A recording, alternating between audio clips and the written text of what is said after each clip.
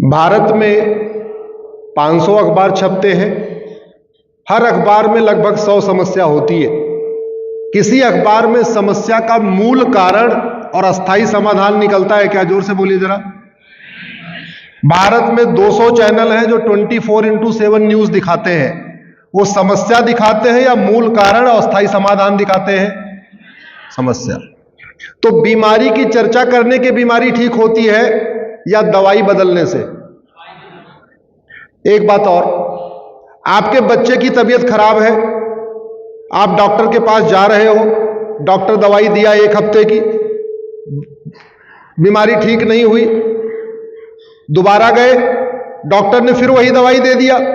क्योंकि दवाई बदली नहीं तो बीमारी ठीक नहीं होगी। तो ऐसे आप 3-4 हफ्ते गए, दवाई नहीं बदली, डॉक्टर लगातार वही पुरानी दवाई दे रहा है, तो आप बच्चे के मरने का इंतजार करोगे या डॉक्टर को बोलोगे कि डॉक्टर साहब ये दवाई काम नहीं कर रही, दूसरी दवाई दो? क्या करोगे आप? मतलब डॉक्टर बहुत अच्छा है, डॉक्टर बहुत पसंद है, डॉक्टर से बहुत प्रेम भी करते हैं, तो बच्चे का मरने का इंतजार करेंगे या डॉक्टर के सामने मुंह खोल के बोलेंगे कि डॉक्टर साहब दवाई बदल दो, ये वाली दवाई काम नहीं कर रही? जोर से बोलिए जरा। लगता है बच्चे का मरने का इंतजार करेंगे, क्योंकि आवाज नहीं आ रही इधर से। दवाई बदलने की बात करें। हां, हम आपसे ऐसे कुछ सवाल पूछेंगे, उसी में मेरा सारा उत्तर आ जाएगा। जब जहां जहां घटे वहां वहां कटे, और घटेंगे तो कटेंगे। अफगानिस्तान में घटे तो कटे, और इतना कटे खत्म हो गए। पाकिस्तान में घटे तो कटे, और इतना कटे 1% बचे हुए। कश्मीर में घटे तो कटे, और कटते कटते 2% बचे।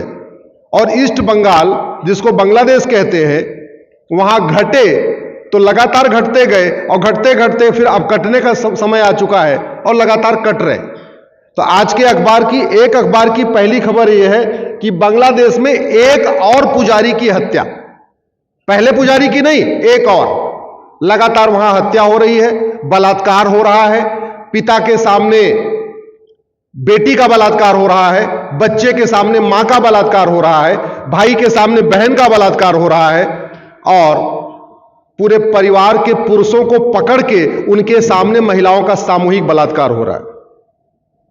इसका मतलब यह हुआ कि जो सोच बाबर की थी, जो हुमायूं की थी, जो अकबर की थी, जो खिलजी की थी, जो तुगलक की थी, जो औरंगजेब की थी, वो सोच अभी खत्म नहीं हुई।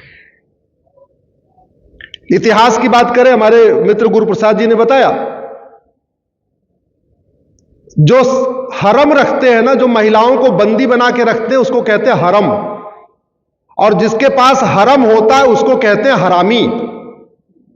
और भारत में सबसे बड़ा हरम किसका था? अकबर का, क्योंकि उसने 5000 बहन बेटियों को हरम में रखा हुआ था। तो सबसे बड़ा हरामी कौन हुआ? जोर से बोलिए। और सबसे महान किसको समझाया जा रहा है? क्यों? क्योंकि आप दल गुलाम हो चुके हैं। बुरा मत मानिएगा, हमारा वीडियो 4 से 5 करोड़ लोगों तक जाता है, तो मैं आपको एड्रेस नहीं कर रहा हूं, ये वीडियो सुनने वाले सबको एड्रेस कर रहा हूं, क्योंकि आप दल गुलाम हो चुके हो। कोई समाजवादी बना हुआ है, कोई वामपंथी बना हुआ है, कोई गांधीवादी बना हुआ है, कोई कुछ बना हुआ है, सनातनी बन ही नहीं रहा है। पॉलिटिकल पार्टियों ने आपको जाति का जहर खिला दिया, भाषा का जहर खिला दिया, क्षेत्र का जहर खिला दिया, अगड़े पिछड़े के आधार पर तोड़ दिया, और आप तोड़ के उसी में मस्त हो गए। आपको ऐसी ऐसी अफीम खिलाया, आप अफीम खा के मस्त हो गए। आपको समझ में नहीं आया हमारे साथ हो क्या रहा है। मेरी PIL चल रही है, भारत के 9 राज्यों में हिंदू खत्म हो चुके हैं। 28 राज्य हैं, 8 केंद्र शासित प्रदेश हो गए, टोटल हो गए 36। 36 में से 9 राज्य, यानी 25% राज्यों में हिंदू खत्म हो चुके हैं। भारत में 800 जिले हैं, उसमें से 200 जिलों में डेमोग्राफी बिल्कुल बदल चुकी है। 800 में से 200 जिले मतलब 25% जिले। भारत में 6000 तहसीलें हैं, उसमें से 1500 तहसीलों की डेमोग्राफी बदल गई है, यानी 25% तहसीलों की डेमोग्राफी बदल गई। भारत के बॉर्डर पे कुल 300 तहसीलें हैं और उन 300 की 300 तहसीलों की डेमोग्राफी बदल गई है। यानी 100% बॉर्डर की तहसीलों की डेमोग्राफी बदल गई। इसमें बहुत सारे लोग पॉलिटिक्स में इंटरेस्ट रखने वाले हैं। आज मैं भारत में सभी जो राजनीति में सक्रिय लोग हैं उनको एक काम बताता हूं। आप पार्षद का चुनाव लड़ते हो तो एक काम करो, अपने वार्ड की वर्तमान वोटर लिस्ट और 25 साल पुरानी वोटर लिस्ट चेक कर लो। अगर आप ग्राम प्रधान का चुनाव लड़ते हो तो अपनी ग्राम सभा का वर्तमान वोटर लिस्ट और 25 साल पुरानी वोटर लिस्ट चेक कर लो। अगर आप विधानसभा का चुनाव लड़ते हो, अपने विधानसभा की वर्तमान वोटर लिस्ट और 25 साल पुरानी वोटर लिस्ट चेक कर लो। और लोकसभा का चुनाव में इंटरेस्ट है तो लोकसभा की वर्तमान वोटर लिस्ट और 25 साल पुरानी वोटर लिस्ट चेक कर लो। बाकी तो छोड़िए, राजस्थान की कौन सी लोकसभा है जहां मिनिमम 10% डेमोग्राफी नहीं बदली है? आपके राजस्थान की कौन सी ऐसी विधानसभा है जहां मिनिमम 10% उस विधानसभा की डेमोग्राफी नहीं बदली? मैंने वोटर लिस्ट की बात इसलिए किया क्योंकि जनगणना 10 साल में होती है, लेकिन वोटर लिस्ट हर चुनाव के पहले अपडेट होती है। तो 2024 में लोकसभा चुनाव हुआ, आप किसी एक लोकसभा की 2024 की वोटर लिस्ट देख लीजिए और 1999 में लोकसभा चुनाव हुआ था, उस लोकसभा चुनाव की वोटर लिस्ट ले लीजिए। उस समय कुल कितने वोटर थे, उसमें कितने परसेंट हिंदू थे, इस समय कुल कितने वोटर हैं, उसमें कितने परसेंट हिंदू हैं, दोनों का रेशियो निकाल लीजिए, आपको समझ में आ जाएगा। आप हमारी बात मत मानिए, अपने आंखों से तसल्ली कर लीजिए। और ये जो डेमोग्राफी में बदलाव हो रहा है, इसके 5 कारण है। पहला लब जिहाद, दूसरा ड्रग जिहाद, तीसरा घुसपैठ जिहाद, चौथा धर्मांतरण जिहाद और 5वां जनसंख्या जिहाद। ये मेरे हाथ में आज ही के पेपर की कटिंग है। फराज को देने वाली थी करोड़ों की संपत्ति। गाजियाबाद के गर्ग साहब करोड़पति व्यापारी, चौहान बांगड़ के एक कन्वर्टेड हिंदू को पता चला कि गर्ग साहब को बेटा नहीं है, बड़े व्यापारी हैं, 1000 गज की कोठी है, गाड़ी बंगला है। उसने बेटी को ट्रैप किया। ये आपको अखबार दिख रहा होगा शायद, फराज नाम का लड़का, संघ के बहुत वरिष्ठ कार्यकर्ता, 40 साल में उन्होंने अपना जीवन संघ में दिया हुआ है। उनकी बेटी को पहले ट्रैप किया, तो पहले किया लब जिहाद, उसके बाद बेटी को लेके जाना शुरू किया हुक्का बार, बियर बार, डांस बार, और फिर ड्रग देना शुरू किया। तो दूसरा काम किया उसने ड्रग जिहाद। जब लब जिहाद हो गया, ड्रग जिहाद हुआ, बेटी प्रेग्नेंट हो गई, बोला शादी करना है। बोला शादी तो तभी हो सकती है, अभी तुम नापाक हो, हम तो पाक हैं, तो तुम भी पाक बनो। तो कैसे पाक बनोगी? तुम कन्वर्ट हो जाओ। तीसरा धर्मांतरण जिहाद। जब धर्मांतरण भी कर लिया, बोले अब शादी करो, बोले नहीं करेंगे, पहले तुम सारी प्रॉपर्टी अपने नाम करो। तो ये देखिए अखबार में निकला हुआ है, मर्सिडीज BMW का उसने चेक काट के दे दिया था, बोले ये लो गाड़ी खरीद लो। ये है प्रॉपर्टी जिहाद या लैंड जिहाद। उसके बाद भी शादी के लिए तैयार नहीं हुआ, इसलिए बेटी ने सुसाइड कर लिया। तो सुसाइड कर लिया तो यानी एक गर्ग की बेटी कम होने का मतलब आने वाला एक वंश खत्म हो गया, क्योंकि बेटी जननी है, आगे पूरे परिवार को बढ़ाती है। चौथी खबर, घुसपैठ। भारत की राजधानी दिल्ली में 20 लाख घुसपैठी इस समय बैठे हुए, लगभग। जितने घुसपैठियों को शीला दीक्षित ने 15 साल में बसाया था, उतने घुसपैठियों को वर्तमान ईमानदार तथा कथित ईमानदार केजरीवाल ने 10 साल में बसा दिया। और कोरोना का उन्होंने बहुत सदुपयोग किया। जैसे कोरोना आया, जब पूरा देश ठप हो गया, उसने फ्री में राशन कार्ड बांट दिया, बोले हम तो मानवता के आधार पर राशन कार्ड दे रहे। जब एक डॉक्यूमेंट बन गया राशन कार्ड, तो राशन कार्ड से 2 डॉक्यूमेंट, फिर 2 से 3 डॉक्यूमेंट, 3 से 4 डॉक्यूमेंट, 4 से 5 डॉक्यूमेंट।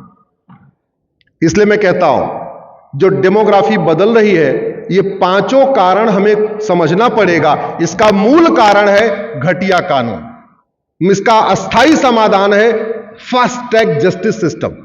अगर भारत में घुसपैठ हो रही है तो उसके लिए घटिया कानून भी जिम्मेदार है, तो हमारी सड़ी हुई न्याय व्यवस्था भी जिम्मेदार है। अगर भारत में 6 करोड़ घुसपैठिए बैठे हैं, उसके लिए चारों स्तंभ जिम्मेदार है। विधायिका इसलिए जिम्मेदार है कि 1946 का फॉरेनर एक्ट आज तक बदला नहीं गया।